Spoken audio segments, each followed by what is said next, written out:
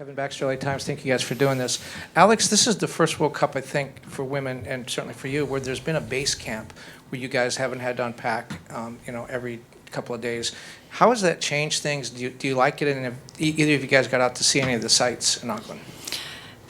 I love having a base camp. We were actually just talking about how great it is just being at one hotel, kind of taking over the entire hotel, having all of our recovery modalities available, having U.S. Soccer put in all the resources that we need to be successful. And not only do we have everything we need at the hotel, but the training field also / training center has modular units, locker room, a gym that they put up so we have every day. So I think it just makes us feel just a little more like a daily routine and less like a traveling circus, and that's a good thing. Lakin Littman, Fox Sports. Alex, how big is this matchup against Netherlands, and are you guys approaching it like it's a World Cup final? We approach every game like it's the biggest game, and this game is no different, but we have played Netherlands historically in very important matches, 2019, Olympics, even before then. So this is going to be an incredibly difficult matchup, very challenging.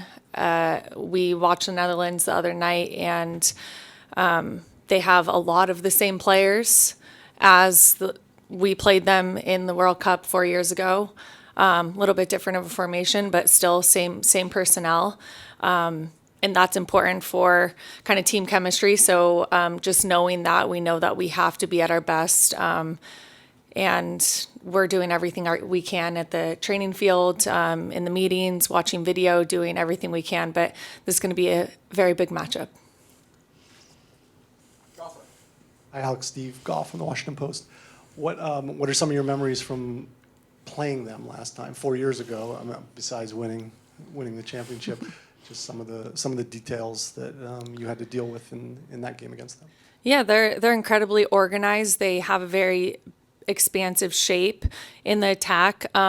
They don't give you much space at all to receive and turn or get on the dribble. They're very quick to close down space. Their midfielders, Groningen, Van de Donk, Spitze, who maybe is playing in the back line now, are just very aggressive players. And they transition very quickly as well. Their defenders are very physical, very aggressive, and in pressing what's in front of them. So I know I'm going to have a lot of pressure on my back. And the list can go on for things that we know about them, but it comes down to our team chemistry and what we have to bring in the style that we've been working on over the last year or two under Vlaco, and we're feeling really good going into this match. Alex, Annie Peterson from AP. 4 years ago, when you guys won, the fans were chanting equal pay. In the interim, you've won equal pay. Have you taken any time to kind of reflect on how far the team has come in those 4 years? Oh yeah, just everything where we were in 2019 to where we are now is almost the same, but couldn't be more different. We were fighting a legal battle off the field and trying to also win over the world on the field, win over the world's hearts and minds and prove ourselves.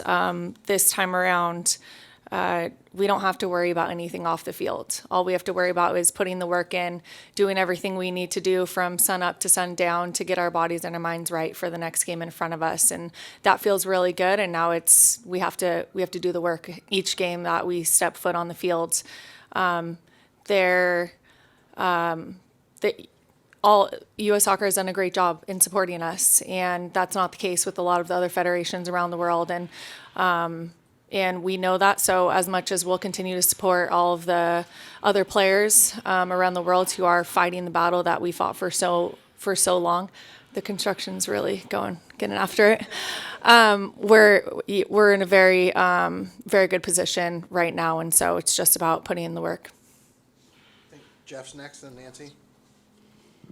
Hi, Jeff Carlisle with ESPN. My question's for Alex. Kind of piggybacking on Annie's question, is it liberating to not have to worry about that equal pay issue anymore? Or, because you guys did kind of use it as a bit of a rallying cry last year, or I'm sorry, 4 years ago.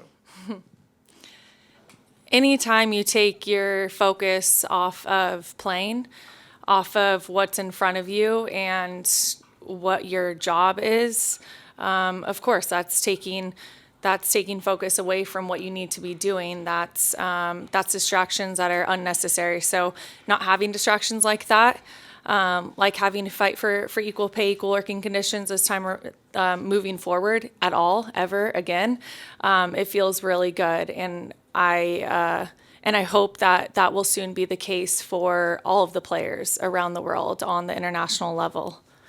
If anyone has a question for Soph, please. Oh, no, we're good. Keep asking Alex.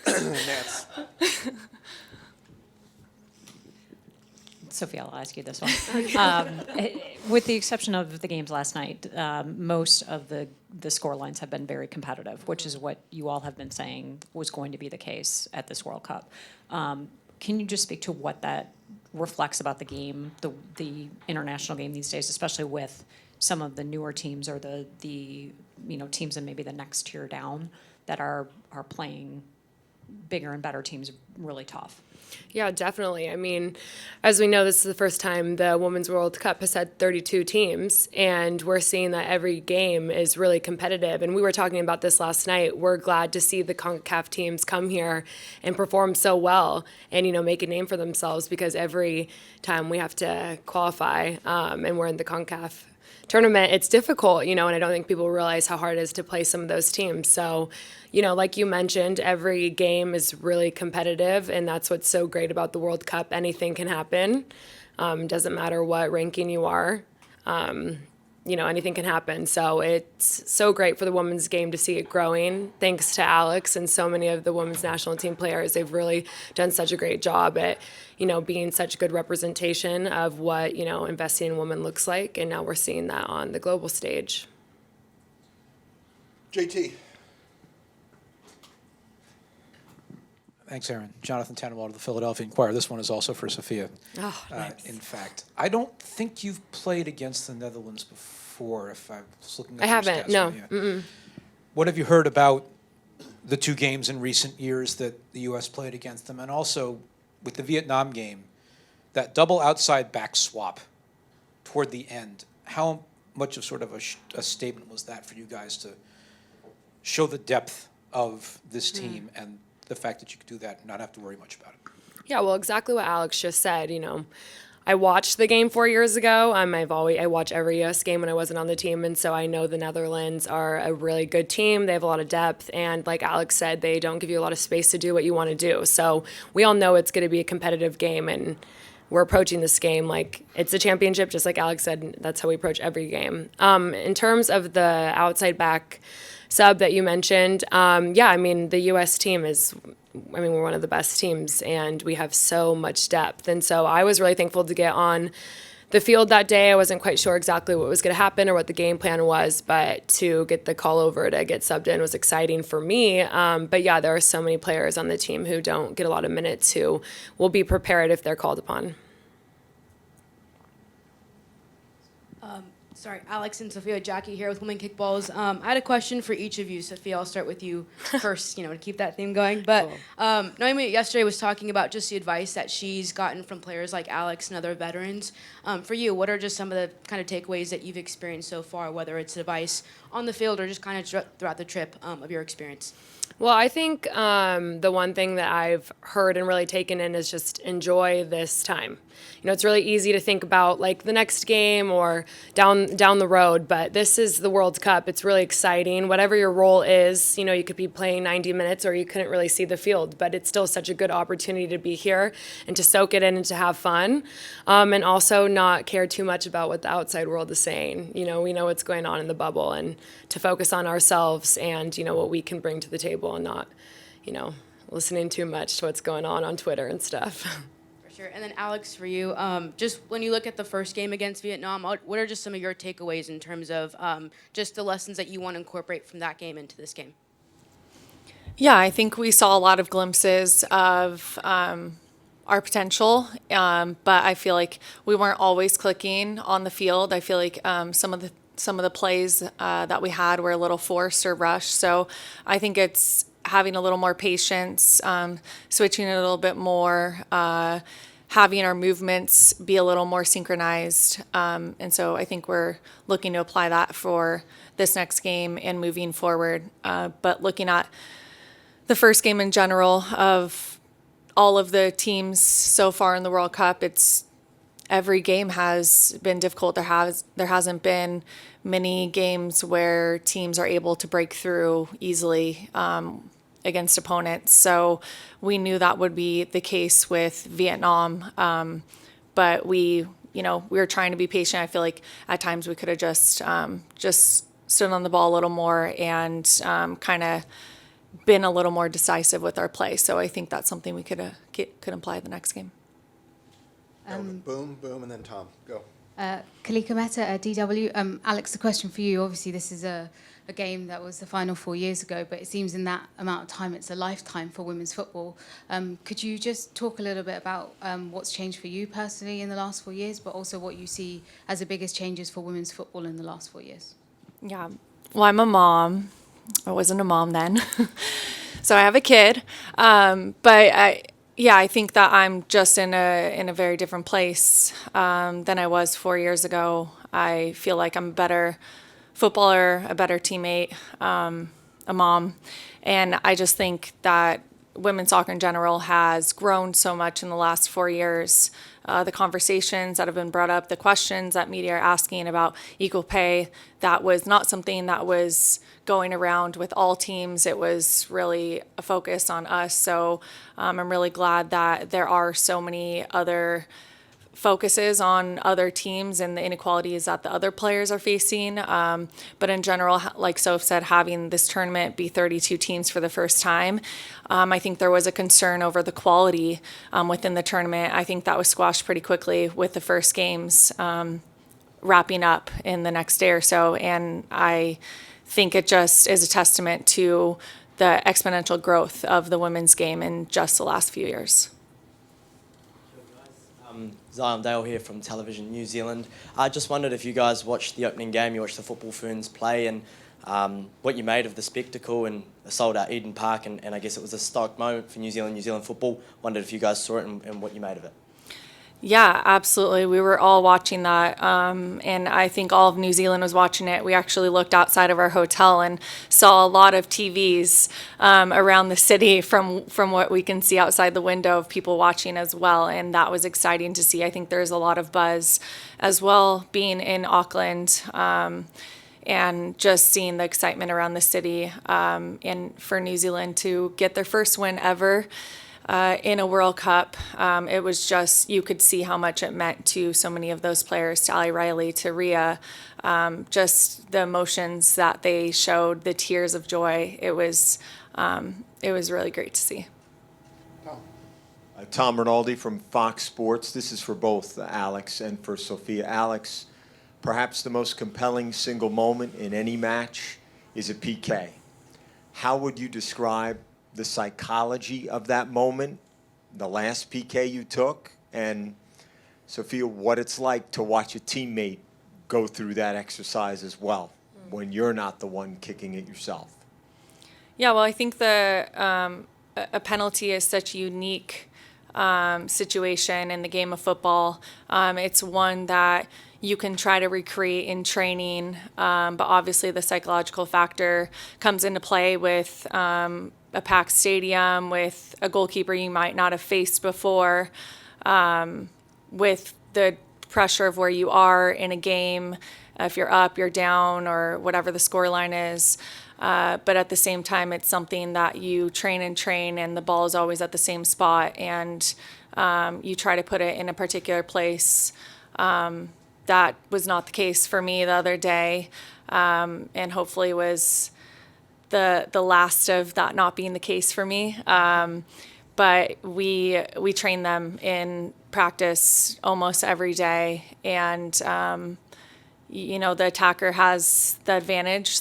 We should have the advantage. But there's been a lot of penalties, and they've gone sometimes attackers' way and sometimes not. We've seen some missed penalties. Unfortunately, mine was one of those, but I'm hopeful that won't be the case again.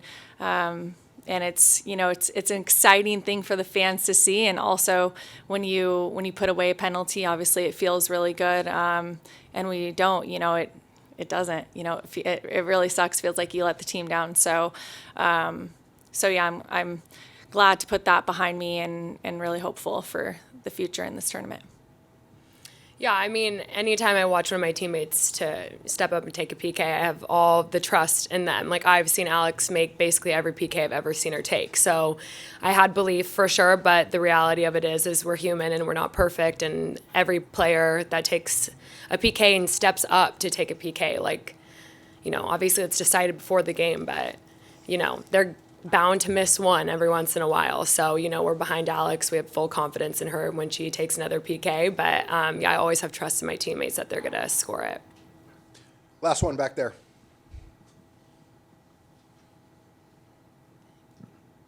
Hi, Alex. Amy Pickering, Stats Perform. I've been asking a lot of your teammates about the impact of Megan Rapinoe, and obviously you've been to every World Cup with her. So can I ask your thoughts on her importance to this team? And can I also ask about the support you're getting back home and the 20-foot statue of you that's currently on a nationwide tour? Yeah. I'll start with Megan. She's had such a profound impact on this team, and for her to go out on her own terms is really unique and deserving. She's a special player and someone who, always gives just the effort that she holds people and herself accountable. She makes things happen out of nothing. We've saw that time and time again, starting with, when I firsthand saw that in 2011 in the quarterfinal against Brazil, where she gave Abby Wambach that beautiful assist. So, things like that don't stop happening when Megan's on the field. And I think that's definitely unique to her, and the game will miss that aspect of her on the field, and also the fights that she stands up to off the field. You asked about the 20-foot statue of me and something else. I can't remember. Fan support back home. Oh, fan support. Thank you. Yeah, it actually just seeing all of the crowd videos and photos of people in all the different big cities coming together and watching the game, seeing that the viewership is already up from 4 years ago for our first group stage game. It's incredible, and we hope to continue to build that momentum and just see even more crowds building in our hometowns and the cities that we currently play for around the country. It's always great to see, because we feel so, as connected as we are to the fans, we are a little disconnected being all the way around the world. So it means everything to have a lot of our families here and to hear from some of the ones that weren't able to make it back home.